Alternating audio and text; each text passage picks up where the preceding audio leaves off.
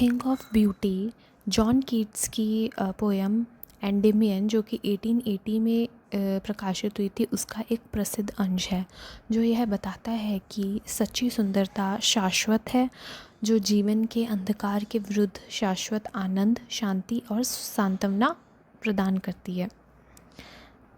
यानी कि asserting that true beauty is eternal, providing everlasting joy, peace and solace against life's gloom, and it highlights how nature, noble deeds and art act as an endless fountain of immortal uplifting spirit, helping humans overcome despair and find value in life.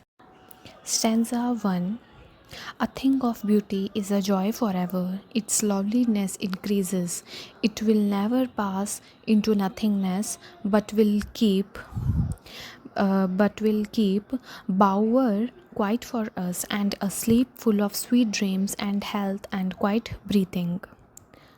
सो ये first stanza में poet ये कहते हैं कि एक सुंदर वस्तु दर्शक के लिए आनंद का स्रोत है, और यह सुंदरता कभी है वो कम नहीं होती, बल्कि वो समय के साथ और बढ़ती जाती है। और यह सुंदरता एक सुगंधित जो है वाटिका के समान संतुष्टि और आनंद देने वाली होती है, और ये हमें ऐसी आरामदायक नींद देती है जो प्यारे सपनों से भरी हो और स्वास्थ्यवर्धक और शांतिदायक होती है। Next stanza.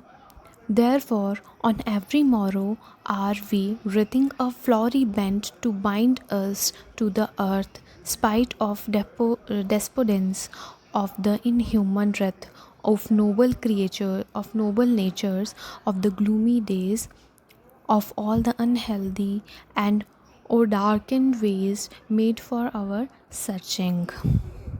तो इस सेकंड स्टैंजा में पोएट हैं वो ये कहते हैं कि हम किसी सुंदर वस्तु से प्राप्त प्रसन्नता से इतने धन्य अनुभव करते हैं कि धरती से जुड़े रहने की चाह में हम प्रतिदिन फूलों की एक माला गूंथते हैं, गार्लैंड जिसको बोलते हैं, और हम अनेक समस्याओं से ग्रसित हो सकते हैं, जैसे निराशा, अमानवीय स्वभाव, नेक नियति की कमी या फिर हतोत्साहित कर देने वाले दिन, तथा वे सभी अस्वस्थकारी और बुरे कर्म। फिर भी कुछ सुंदर वस्तुएं इस धरती पर ऐसी है जो हमें इन दुखों से आराम देती हैं।